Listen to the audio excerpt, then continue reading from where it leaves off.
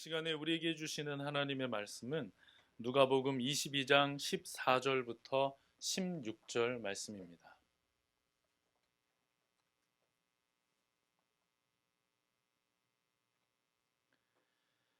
봉독하겠습니다. 시간이 되어서 예수께서 자리에 앉으시니 사도들과 그와 함께 앉았다. 예수께서 그들에게 말씀하셨다. 내가 고난을 당하기 전에 너희와 함께 이 유월절 음식을 먹기를 참으로 간절히 바랐다. 내가 너희에게 말한다. 유월절이 하나님의 나라에서 이루어질 때까지 나는 다시는 유월절 음식을 먹지 않을 것이다. 아멘. 함께 자리에 앉겠습니다.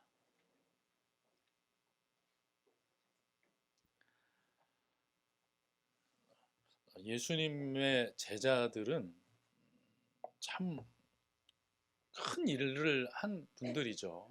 그렇죠? 예수님의 제자들이 훗날 교회를 얼마나 열심히 세웠고 헌신적으로 섬겼습니까? 얼마나 참 귀한 제자들입니까? 그런데 예수님의 제자들은 또 한편으로 참 모자란 게 많은 사람들이었어요. 그렇죠? 부족한 게 참 많은 사람들이었습니다. 근데 중요한 것은 예수님이 그들을 끝까지 사랑하셨다라는 거죠. 예수님의 그 제자들을 가르치신 그 삶의 중심에 그런 사랑과 섬김이 있음을 우리가 잘 알고 있지 않습니까? 그 사랑이 그 모질이들, 그 부족했던 그들을 놀랍게 변화시켰죠. 놀랍게 변화시켜서 상상도 할 수 없는 큰 일들을 감당하게 하십니다. 예수님이 모든 걸 맡기셨고요. 심지어는 마태복음 28장 말씀을 보면 하늘과 땅의 모든 권세를 주시고 주님의 일들을 부탁하셨죠. 그래서 교회를 세우도록 제자를 또 만들어 가도록 아주 귀한 명령을 주십니다. 오늘 이 말씀, 우리가 읽은 이 본문에는 예수님의 그 사랑이 참 짙게 배어 있고요. 또 제자들의 모습이 또 가감없이 그대로 드러나 있습니다. 오늘 우리가 읽기로는 함께 일어나서 읽다 보니까 14절에서 16절까지 읽었지만 내용은 14절에서 30절 말씀까지 한번 보도록 하겠습니다. 자, 아주 유명한 마지막 만찬, 최후의 만찬입니다. 그렇죠? 레오나르도 다빈치가 그림을 그려서 더 우리에게 익숙한 최후의 만찬. 정확하게는 6월절 만찬이죠. 6월절 전에 이제 밤에 예수님께서 그렇게 같이 제자들과 식사를 하시는 그런 장면이에요. 그런데 사실은 예수님이 제자들하고 밥을 한두 끼 드셨을까요?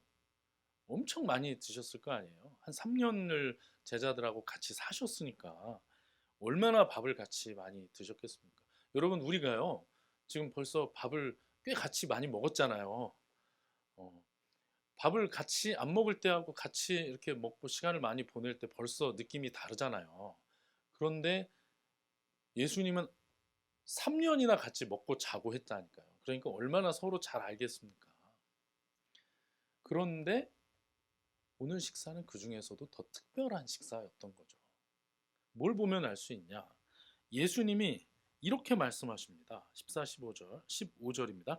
예수께서 그들에게 말씀하셨다. 내가 고난을 당하기 전에 너희와 함께 이 유월절 음식을 먹기를 참으로 간절히 바랐다.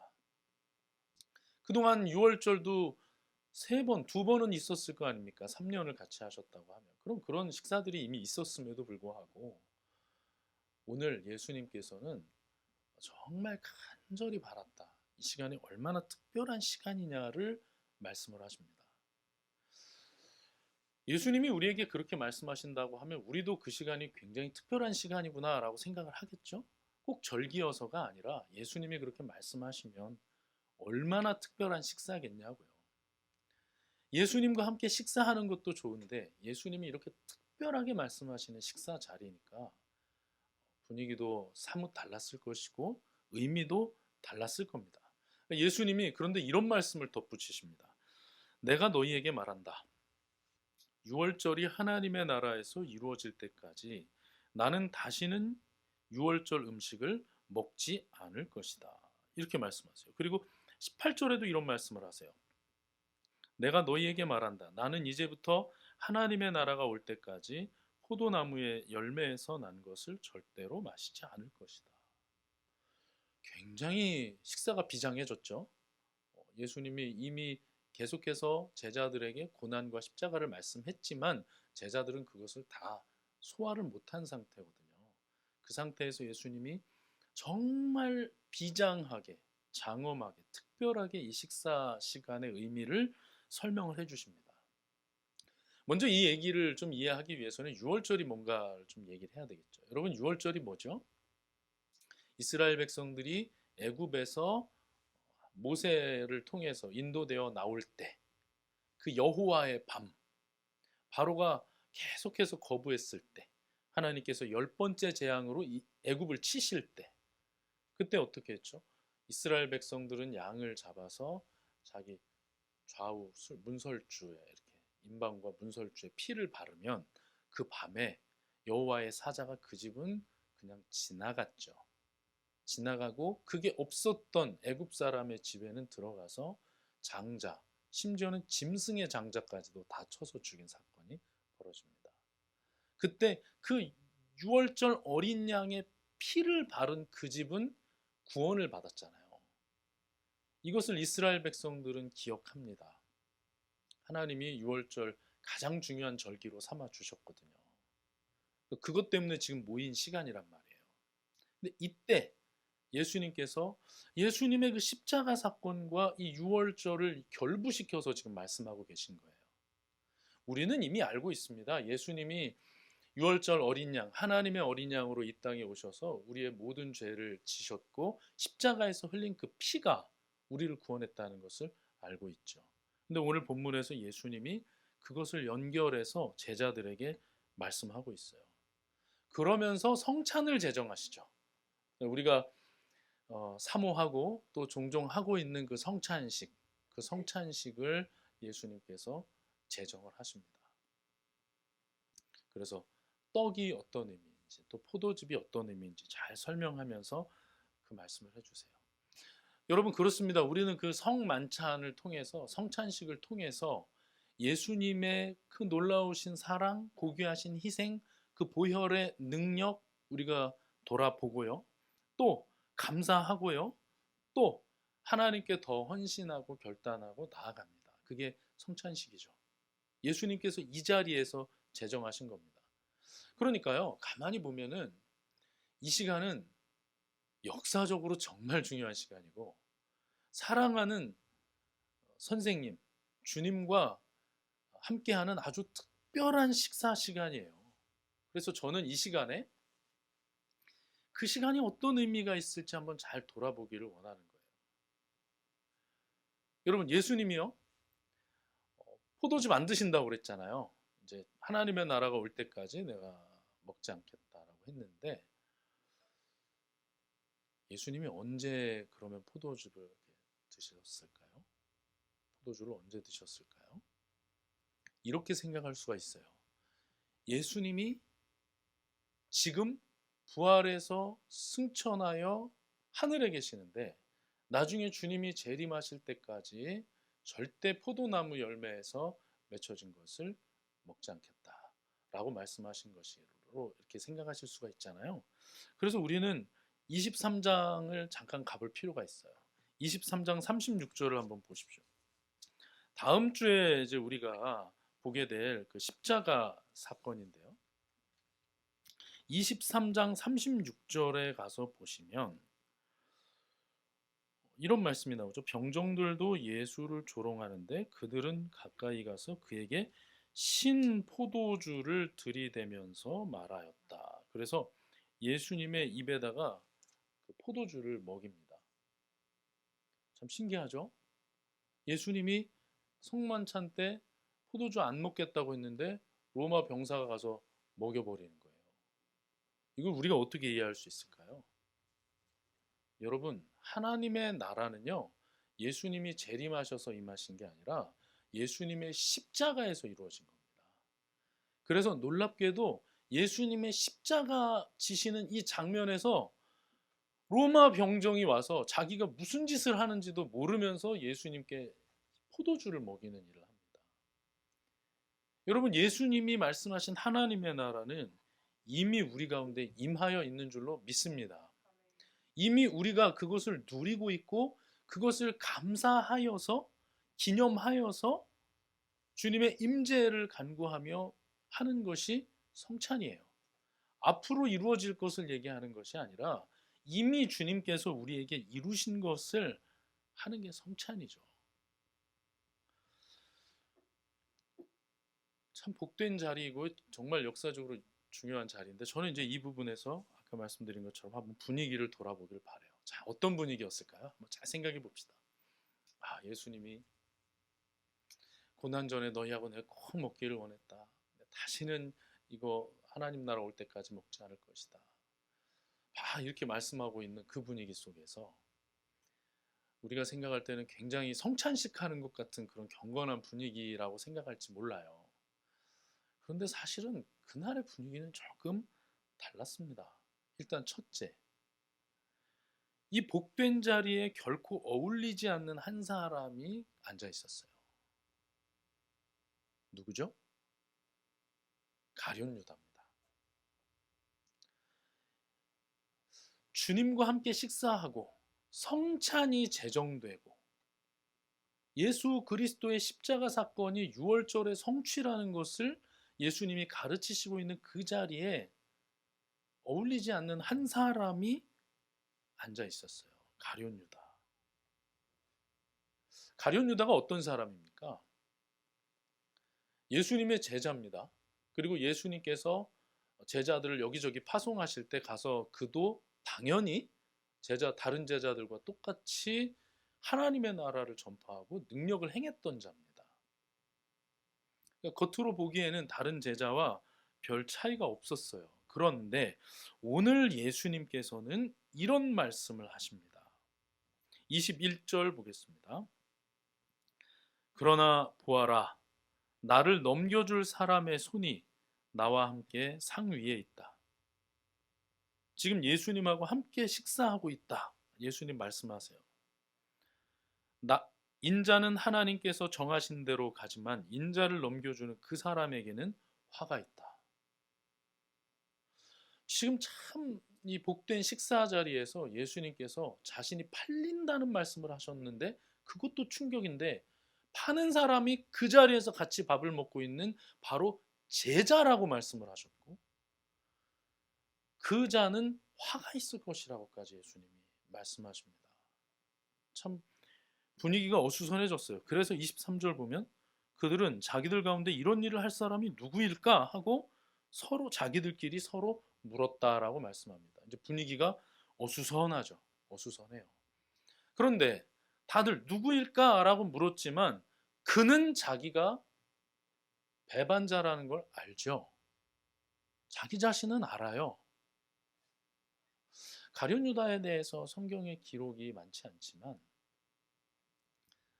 가룟 유다에 대해서 요한복음 12장에 보면 설명이 좀 나와 있습니다. 어떤 에피소드가 하나가 기록되어 있어요. 한번 가서 볼까요? 요한복음 12장 1절입니다. 1절부터 이제 보겠습니다.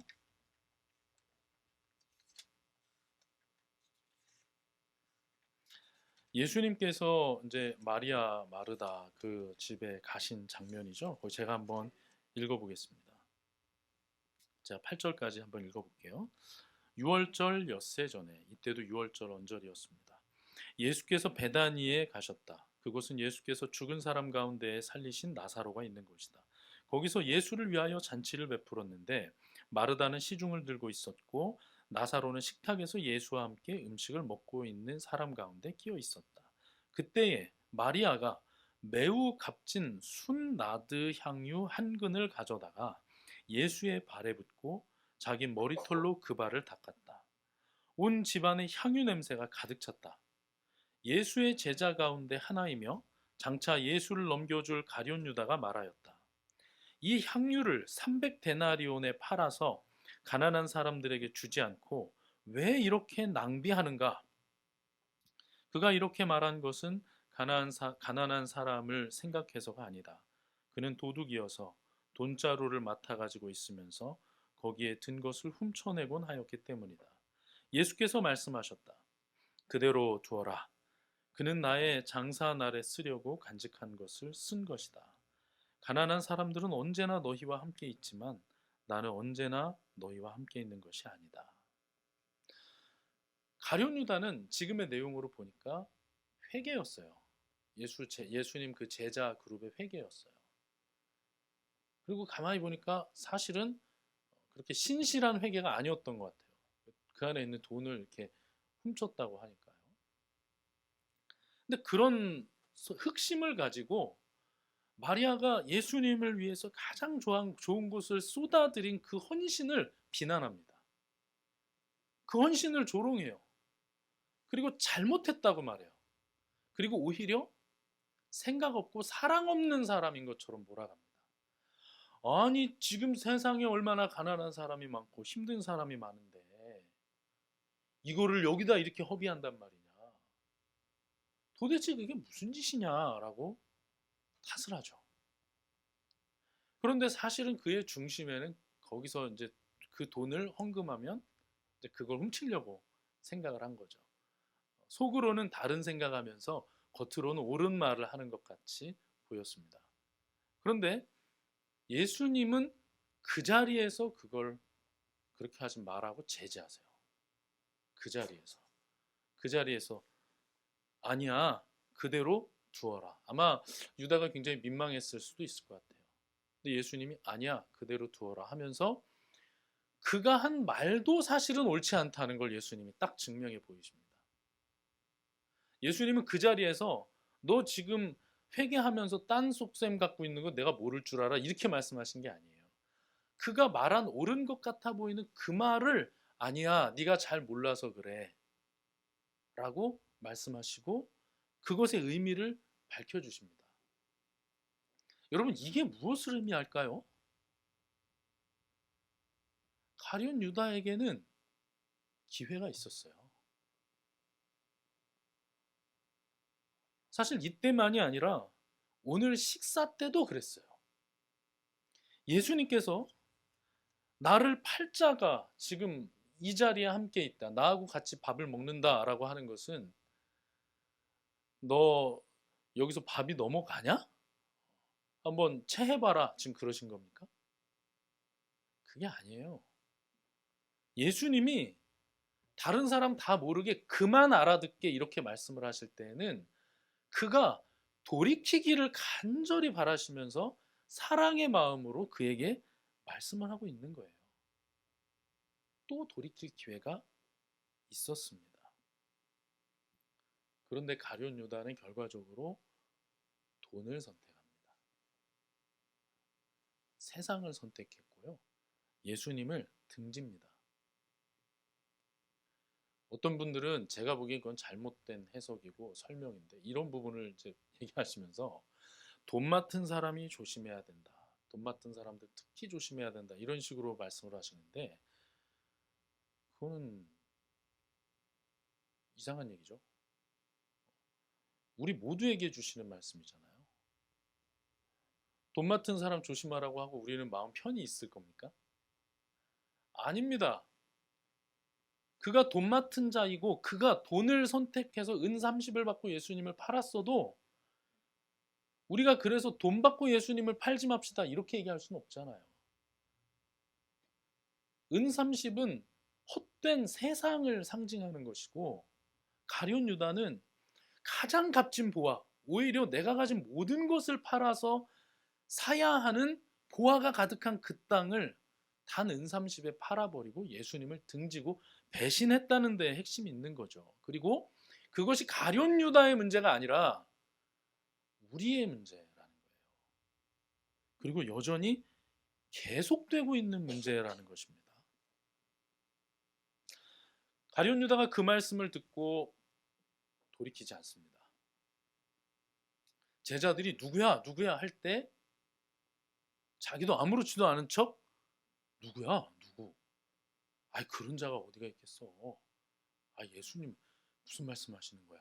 막 아마 그렇게 동조하고 있었을, 그 얘기 속에서 아닌 척하고 있었을지 모릅니다. 성공적으로 자기를 잘 감췄어요. 또 그 밤에 대제사장 찾아가서 그 사람들에게 돈 받았습니다. 성공했습니다. 또 겟세마네 동산에 계셨던 예수님 가서 포옹하고 입맞춤으로, 너무 가증스러워요. 입맞춤으로 저분이 예수님이다라는 것을 콕 집어 주었고, 그리고 그들이 성공적으로 예수님을 잡아갔고 성공적으로 십자가에 못 박아 죽였습니다. 잘 성공한 것 같지만 가룟 유다는 어떻게 됩니까? 스스로 목숨을 끊습니다. 결코 성공한 것이 아니에요. 가만히 보니까 하나님이 이 일들을 하심에 있어서 그냥 불쏘시개로 그를 써버리셨어요. 얼마든지 그가 회개할 수 있었음에도 불구하고 자기가 예수님의 길을 막아서고 예수님을 팔아먹고 많은 이익을 취한 것 같고 성공한 것 같아 보였지만, 실제로는 하나님께서는 그의 막아섬을 통해서 모두 하나님께서 택하신 모든 일을 구원하는, 그를 빼놓고 모든 일을 구원하는 십자가 역사를 일으키십니다. 그래서 가만히 보면 가룟 유다가 성공한 게 아니라 하나님이 성공하셨어요. 하나님이 그 일을 끝까지 하신 거예요. 그래서 가룟 유다를 보면 참 안타까워요. 하나님께서 그 10년 가운데 말씀하실 때, 아니 예수님께서 그의 귀에 말씀하실 때 왜 돌이키지 못했는가? 왜 하나님이 하시는 말씀을 외면했는가? 왜 거역했는가? 너무 안타까워요. 그런데 이 일은 뭐라고요? 가룟 유다에게만 일어나고 있는 일이 아니라고요. 지금 우리 안에도 얼마든지 그런 일들이 일어날 수 있습니다. 우리의 마음 가운데 있는 죄악과 욕망과 교만이 우리를 어디로 끌고 가고 있는지를 우리가 잘 돌아보고 은혜를 구해야 하는 거예요. 그래서 예수님께서 계속 말씀하신 것처럼 깨어 기도하라. 바울 사도가 말한 것처럼 쉬지 말고 기도하라 라고 하는 것처럼 깨어서 주님의 은혜를 구해야 마땅한 겁니다. 우리 가운데 있는 욕망, 우리 가운데 있는 하나님의 말씀을 향한 외면, 거역, 이것들이 우리를 얼마든지 휩쓸고 갈 수 있기 때문입니다. 그날 가룟 유다만 이슈가 있었던 게 아니죠. 어떻습니까? 그 다음에 보시면 이런 일들이 벌어집니다. 24절 보시면 제자들 가운데서 누구를 가장 큰 사람으로 칠 것이냐는 물음을 놓고 그들 사이에 말다툼이 벌어졌다. 세상에 예수님이 고난 전에 너희하고 이걸 먹고 싶었다라고 얘기하고 이게 얼마나 특별한 식사 시간인지 말씀하시고, 사실 우리 알고 있죠. 발도 씻어주시고 얼마나 지금 특별한 시간이에요. 제자들 입장에서는 무슨 일인지 모르겠는데 예수님이 앞으로 뭐 포도주를 안 드신다는 말씀을 하시질 않나? 그 자리에서 이 중에 누가 날 판다고 말씀하시고, 그렇게 말씀하는데 거기서 뭘 갖고 다퉜다고요? 누가 가장 큰 자냐, 이 중에서 누가 가장 큰 자냐를 놓고 싸운 거예요. 여러분, 누가 가장 큰 자냐 하는 이 싸움은 처음부터 끝까지 계속될 싸움입니다. 아담이 타락할 때 사탄이 그의 마음 가운데 집어넣은 마음은 하나님처럼 되고 싶은 거였었어요. 그리고 지금 예수님께서 6월절 만찬 가운데 마지막 식사를 하면서 심지어 나를 팔 자가 있다고 말씀을 하시는 중에도 그들이 흔들리는 이유는 가장 큰 자가 되고 싶어서입니다. 여기서 대반전, 누가 가장 큰 자냐라고 하는데, 형님이지요, 무슨 말씀하시는 거예요? 아니지, 네가 제일 고생했지, 그러면서 서로 다른 사람을 지금 세워주느라고 싸우고 있을까요? 아니죠. 야, 무슨 말이야, 지금 예수님이 말씀하셨지, 예수님의 고난은 안중에도 없어요. 예수님이 하나님의 나라가 올 때까지 안 드신다고 했잖아. 하나님의 나라가 올 거지. 그러면 거기서 내가 예수님 딱 바로 옆에 앉아야 되지 않겠냐? 오늘 좌석 배치가 내 좀 마음에 안 드는 것 같다. 뭐 이러면서. 아니, 내가 그동안 예수님을 얼마나 많이, 아니, 내가 주님 얼마나 사랑하는지 몰라요, 다들? 막 이러고 있을 수도 있죠. 내가 그때 곁에서 섬기고, 내가 그때 왕노릇 해야지 무슨 말 하는 겁니까? 예수님하고 마지막 식사하는 자리에 이런 얘기들이 이슈가 되고 격해져서 다툼까지 났다. 사실 제자들이 막 다퉜다는 얘기가 어디 있어요, 성경에. 근데 여기서 제자들이 다퉜다는 얘기가 나올 정도로 그것이 그들에게는 굉장히 큰 문제였단 말이에요.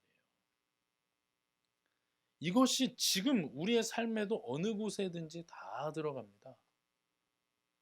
교회에서는 물론이고요. 교회 밖에서도 마찬가지예요. 그러니까 이런 말이 있잖아요. 둘 중에 하나 고르라는 것 중에 내가 제일 싫어하는 사람이 10억 받는 거하고 내가 1억 받는 거하고 둘 중에 하나를 뭘 고를래? 아니, 이게 무슨 합리적인 경제인이라고 하면은 당연히 내가 받는 걸 택해야죠. 그런데 상당수의 사람은 이제 고민에 빠집니다. 내가 정말 싫어하는 그 사람. 자, 10억은 너무 약했나요? 그러면 내가 가장 싫어하는 사람이 100억 받는 것과 내가 1억 받는 것 어떻게 할 것이냐. 이런 질문이 있을 만큼 세상에서도 다른 사람 하여튼 잘 되는 꼴을 못 보는 그 중심이 바로 우리예요. 이것이 어디에도 있다고요? 제자 공동체에도 그대로 있었다는 겁니다. 여러분, 아무리 거룩한 공동체라고 해도 그 안에는 누가 크냐와 같은 식의 싸움은 얼마든지 있게 마련이고요. 아무리 아름다운 공동체여도 거기에는 정체를 숨기고 있는 자가 있게 마련이고요. 아무리 신실한 성도 같아 보여도 그 중심은 지저분한 게 있게 마련이고요. 앞에서 놀랍게 섬기던 자도 흔들리고 넘어질 때도 언제든지 있는 겁니다. 우리가 그 사람의 중심을 예수님처럼 알 수가 없기 때문에 우리는 거룩한 공동체 안에서도 상처를 받을 수 있고 넘어질 수 있고 심지어는 나도 그럴 수 있다는 것을 늘 기억해야 돼요. 이 말씀을 통해서 우리가 우리 스스로를 돌아볼 수 있어야 합니다. 다른 사람에게 상처받을 수도 있고 나도 상처 줄 수도 있는 거예요. 그게 우리 모습이라는 것을 이 말씀을 통해서 우리가 분명히 깨달아야 합니다. 자, 이렇게 보면요. 마지막 그 성찬, 그 만찬의 시간이 좀 어수선하죠. 우리가 생각하는 그런 좋은 분위기가 조금 아니에요. 그냥 모여서 다 같이 즐겁게 식사한 게 아니라 예수님이 묵직한 말씀하셨고 니들 중에 나 배신해 말씀하셨고 여기서 밥 먹다가 싸움까지 했어요. 얼마나 어수선해요, 이 분위기가. 여러분, 이것이 무엇을 의미할까요? 저는 이 본문에서 너무도 강하게 사탄이 읽힙니다. 사탄이 지금 이 자리를 너무 싫어하고 이 공동체를 어떻게 해서든지 흔들려고 많은 노력을 하고 있다는 것을 알 수 있어요. 여러분, 가룟 유다가 왜 예수님을 팔았을까요? 돈이 좋아서요? 분명히 그는 좋아했어요, 돈을. 그러니까 맞는 말이에요. 근데 반만 맞는 말이에요. 단지 돈이 좋아서가 아니라 사탄이 역사했기 때문이에요. 사탄이 뒤에서 조종을 했기 때문에 가룟 유다가 넘어진 겁니다. 이날의 이 복된 식사 자리가 그 증거예요. 이 어수선해져 버린 이 복된 식사 자리가 그 증거예요. 그래서 예수님께서 31절에 이렇게도 말씀합니다. 시몬아 시몬아 보아라, 사탄이 밀처럼 너희를 체질하려고 너희를 소나귀에 넣기를 요구하였다. 그러나 나는 내 믿음이 꺾이지 않도록 너를 위하여 기도하였다. 내가 다시 돌아올 때에는 내 형제를 굳세게 하여라. 예수님이 딱 말씀하셨어요. 아예. 지금 사탄이 너희를 요구했다. 그런데 나는 너희가 그 믿음이 꺾이지 않기를 내가 기도했다. 너희를 내가 사랑한다. 내가 너희를 지키고 있다. 너는 비록 넘어지겠지만 나중에 회복된 후에는 이 공동체를 더 굳건하게 하여라. 라고 말씀합니다. 여러분, 저는 참 이 말씀을 보면서 우리의 삶이라는 게 뭔가, 참 신앙이라는 게 뭔가, 교회라는 게 뭔가 많은 생각을 하게 됩니다. 참 이 자리에 바울 한 분만 있어도, 이 자리가 아니라 그냥 이 서울에 바울 한 분만 있어도 막 서울이 진짜 막 놀랍게 부흥할 것 같아요.